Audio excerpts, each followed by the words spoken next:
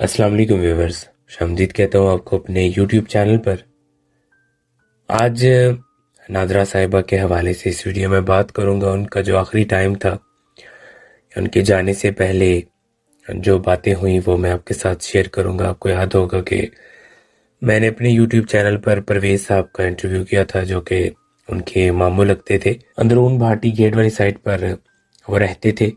नादरा साहिबा की वालदा और उनकी हाला के साथ उनकी बड़ी अच्छी इस्लाम दुआ हो गई।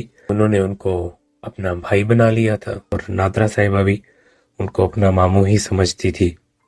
उनके सामने ही नादरा साहिबा पैदा हुई और उन्होंने बताया कि जब उनका आखिरी टाइम था, मैं उनके घर गया, तो मैंने उनके घर खाना खाया और उसके बाद फिर मैं जब वापस आया तो मैंने कहा मेरी तरफ कब आएंगी, तो उन्होंने कहा कि मैं आपके पास जल्दी आऊँगी।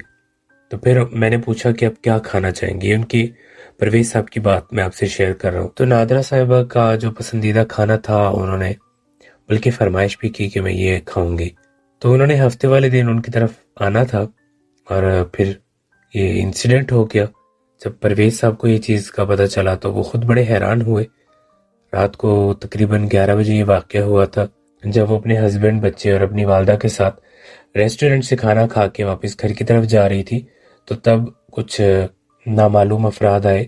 उन्होंने पैंट शर्ट पहनी हुई थी, जो अखबार में लिखा हुआ है, मैं आपसे वो शेयर करूं। तो उन्होंने पैंट शर्ट पहनी हुई थी और घड़ी छीनने की उन्होंने कोशिश की। तो मज़ाहमत पे उन्होंने गोली चलाई और वो नादरा साहिबा के चेहरे के ऊपर गोली लगी और फिर वो जो बाइक वाले थे वो वहां से फरार हो गए। फिर वहां पे जो न्यूज़पेपर पे लिखा हुआ था, जब वो अपनी जख्मी वाइफ को, यानी कि हमारी परी चेहरा नादरा साहिबा को यूसीएच से लेकर पहुंचे, तो उन्होंने कहा कि आप इनको कहीं और ले जाए। बहरहाल ये एक बहुत अफसोसनाक चीज़ है कि उन्होंने उस वक्त एडमिट नहीं किया, जबकि उन्हें करना चाहिए था। हो सकता है कि शायद वो बच जाती, पर उनकी ज़िंदगी ही इतनी थी।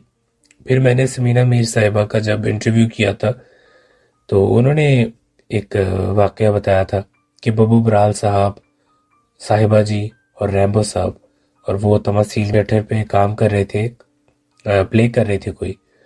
तो वहाँ पे जाते वक्त उन्होंने जब देखा, तो सर्विस हॉस्पिटल के आगे से जब वो गुजरे तो उन्होंने देखा कि बहुत सारे लोग खड़े हुए हैं, मीडिया के लोग खड़े हुए हैं और पुलिस बहुत ज़्यादा है। तो उन्होंने जाकर पूछा कि आखिर माजरा क्या है। तब उन्हें जो है किसी ने बताया कि आपको मालूम नहीं कि नादरा साहिबा को गोली लगी है और वो उनका इंतकाल हो गया। तो उस समीना साहिबा ने बताया कि मैं बहुत ज़्यादा परेशान हुई कि नादरा को गोली लग गई। इस बात पर जब उन्हें यकीन नहीं आया तो फिर वो ऊपर गई। वहाँ पर जो डॉक्टर थे वो उनसे मिली। तो डॉक्टर ने उनसे पूछा कि आप उनकी सिस्टर हैं, तो इन्होंने कहा नहीं, मैं उनकी सिस्टर नहीं हूँ, मैं उनकी दोस्त हूँ बहुत अच्छी। तो फिर वो कहती है कि मैं नादरा के पास गई, मैंने उसको छुआ भी, हाथ भी लगाया, तो उनकी जो बॉडी थी वो गर्म थी। तो मैंने एकदम से उन्हें कहा कि इनकी जो बॉडी है वो भी गर्म है, तो शायद ये जिंदा है। तो उन्होंने कहा नहीं, इनकी डेथ हो चुकी है। यस्मीना मीर साहिबा ने अपने इंटरव्यू के जरिए बताया था। हमारे पाकिस्तान फिल्म इंडस्ट्री की लेजेंडरी सिंगर और एक्ट्रेस मलिका तरन्नुम नूर जहां साहिबा ने ये कहा था कि तुम्हारे जाने के दिन ना थे, जवान मौत का सदमा कैसे बर्दाश्त करूंगी। ये मैडम नूर जहां साहिबा ने नादरा साहिबा के हवाले से कहा था। शायद ही पाकिस्तान फिल्म इंडस्ट्री का कोई ऐसा इंसान था जो उनके जनाजे में जिन्होंने शिरकत नहीं की थी। हर शख्स ही उनके जनाजे में आया था। ला तादाद लोग आए हुए थे। मैंने एक जो न्यूज़पेपर था वो भी आपके साथ शेयर किया था वीडियो, तो अगर आप चाहें तो वो भी आप देख सकते हैं। फिर जब जनाजा रखने की बारी आई तो उस वक्त नादरा साहिबा की जो वालदा थी उनके और जो उनके हस्बैंड थे, उनमें आपस में काफ़ी बहस हो गई। नादरा साहिबा के हस्बैंड का कहना था कि जनाजा हमारे घर में रखा जाएगा, जबकि उनकी वालदा का कहना था कि जनाजा हमारे घर रखा जाएगा।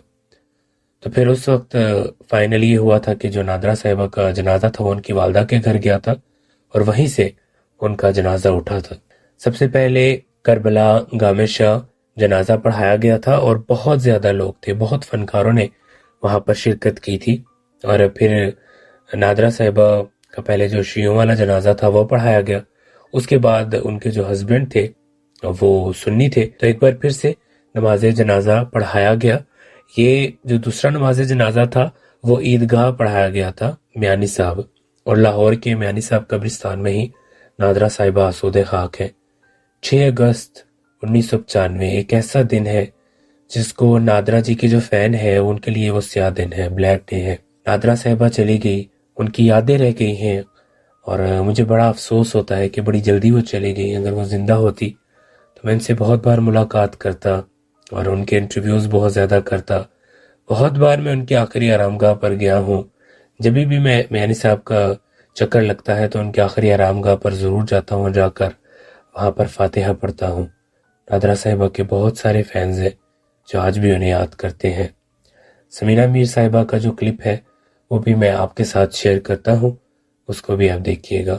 اللہ پاک سے دعا ہے کہ اللہ پاک نادرہ صاحبہ کو جوار رحمت میں جگہ دے، آمین ثم آمین۔ آپ لوگ بھی ایک دفعہ سورہ فاتحہ اور 3 دفعہ سورہ اخلاص پڑھ کے ان کی روح کو بخش دیں۔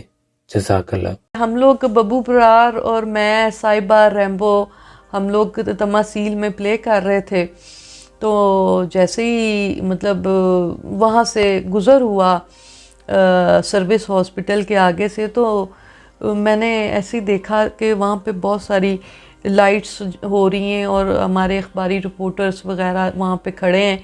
تو میں نے جا کے دیکھا کہ میں نے پوچھا کہ یہ کیا ہے، پولیس تھی سروس ہاسپٹل میں۔ انہوں نے کہا آپ کو نہیں پتہ نادرہ کو گولی لگ گئی ہے۔ میں نے کہا کیا گولی لگ گئی ہے؟ خیر میں نہ سیڑھیاں اوپر چڑھی، اور چڑھ کے تو میں نے جب ڈاکٹر نے میرے سے پوچھا آپ ان کی کیا لگتی ہیں، آپ ان کی سسٹر ہیں، کیونکہ ہماری کافی شکلیں بھی ملتی جلتی تھیں۔ تو میں نے 1 سیکنڈ کے لیے سوچا کہ نہیں یہ مرڈر کیس ہے، میں کیا کہوں اس کو۔ تو میں نے کہا نہیں، میری وہ دوست تھی، بہنوں سے بھی زیادہ تھی، کہ اس نے مجھے کہا آپ اس طرف آئیں۔ تو ایک طرف لے کے گیا تو ایک چھوٹے سے روم میں اسٹریچر پہ نا تو وہ پڑی ہوئی، اور بس مجھ سے تو دیکھا ہی نہیں گیا، اور میں نے ایک دم سے اسے چھوا جب، تو آپ بلیو کریں کہ واقعی وہ گرم تھی، بالکل ایسے جیسے ابھی میں ٹھنڈی ہو گئی ہوئی ہوں، لیکن وہ اس وقت گرم تھی۔ تو میں نے ایک دم چیخ کے کہا، میں نے کہا ڈاکٹر صاحب یہ ابھی زندہ ہے؟ تو اس نے کہا نہیں، ڈیتھ ہو گئی ہے۔ تو یہاں کہیں لگی ہوئی تھی گولی، میں تو صحیح طرح سے دیکھ بھی نہیں پائی۔ وہی اسمائلنگ فیس اور ریڈ سوٹ پہنا ہوا، کھلے بال، لمبے بال، گولڈن، کیا اعلیٰ شخصیت تھی وہ۔ کافی سے زیادہ لوگوں نے اسے بہن ہی بنایا ہوا تھا، کسی نے بیٹی بنا دیا، کسی نے بہن بنا دیا۔ فلم لائن میں رہ کر اس نے کئی لوگوں کی مدد کی، کئی لوگوں بچیوں کی شادی کی، بلکہ شاہ جی تھے وہ بھی اندرون باٹی کے تھے، تو اس نے ان کو کہا تھا کہ اگر کسی بچی کی شادی ہو نا تو مجھے ضرور بتائیے گا۔ تو وہ اکثر سرگودے جاتی تھی، وہاں جا کے کئی بچیوں کی اس نے شادی بھی کی۔ وہ ایک کہتے ہیں نا یہ ویسے کہتے ہیں کہ یار اللہ نے جنت دیں، تو میرا ایمان ہے کہ وہ گئی سیدھی جنت میں ہوگی۔ اسٹور پہ چلی گئی، واپس آئی تو اس نے ڈرائیور گھر میں بھیجا کہ پیجی بچوں کو لے کے میرے پاس آؤ۔ میں چلا گیا، وہاں اس نے کھانا کھلایا، گپ شپ لگتی رہی، رات پڑ گئی۔ مجھے کہنے اپنا ڈرائیور کو بلایا کہ یہ ان کو گھر چھوڑا۔ تو میں نے اس سے پوچھا، میں کہ فرح اب تم میرے پاس میری طرف کب آؤ گی؟ تو مجھے کہنے لگی کہ پیجی میں اتوار کو آؤں گی۔